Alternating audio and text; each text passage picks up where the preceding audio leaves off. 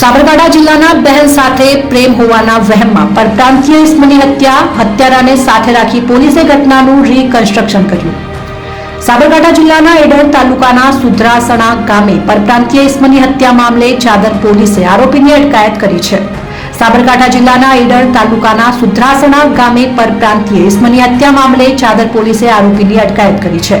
જોકે પારિવારિક સંબંધોમાં પોતાની બહેન સાથે પ્રેમ હોવાના વહેમના પગલે હત્યા કરાઈ હોવાનું આરોપીએ સ્વીકાર કર્યો છે।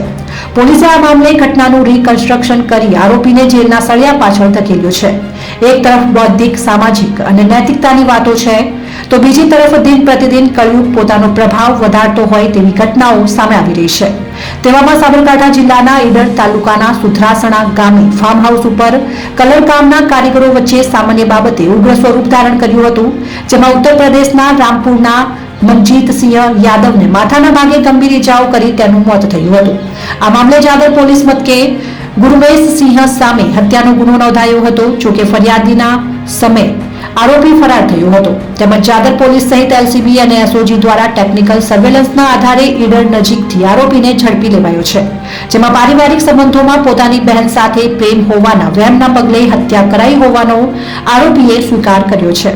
આ સમગ્ર મામલે પોલીસે ઘટનાનું રીકન્સ્ટ્રક્શન કરી પુરાવાઓ સાથે આરોપીને જેલ હવાલે કર્યો છે।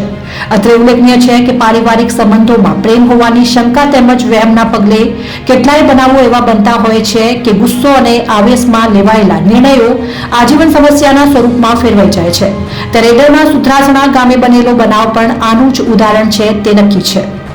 Vigilant news Sabarkantha.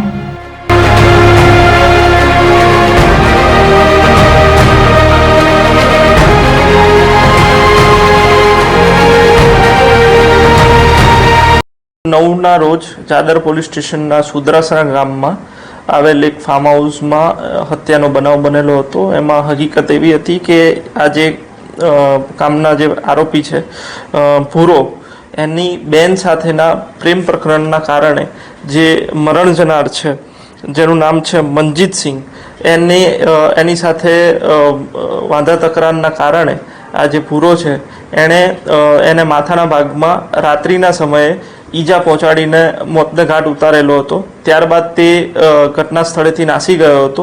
ત્યારબાદ તેના વિરુદ્ધ ચાદર પોલીસ સ્ટેશનમાં હત્યાનો ગુનો દાખલ કરવામાં આવ્યો હતો અને એની શોધખોળ માટે અમારી એલસીબી, એસઓજી અને સ્થાનિક પોલીસ સ્ટેશનની ટીમો લાગેલી હતી। એ દરમિયાન ગઈકાલના રોજ ટેકનિકલ સર્વેલન્સના આધારે આ જે આરોપી છે ભૂરો, એ ઈડર પાસે આવનાર હોય એવી હકીકત મળતા અમારી ચાદર પોલીસ સ્ટેશનની ટીમ તેને શોધી કાઢેલ અને તેને ધોરણસર અટક કરવામાં આવેલ હતો। ત્યારબાદ તેણે જે આખી ઘટનાને અંજામ આપેલો હતો તે ઘટનાનું રીકન્સ્ટ્રક્શન કરવામાં આવેલું હતું અને હાલ આ બાબતની જે તપાસ છે એ સ્થાનિક પોલીસ સ્ટેશનના પીઆઈ આરડી તલાલનાઓ કરી રહ્યા છે।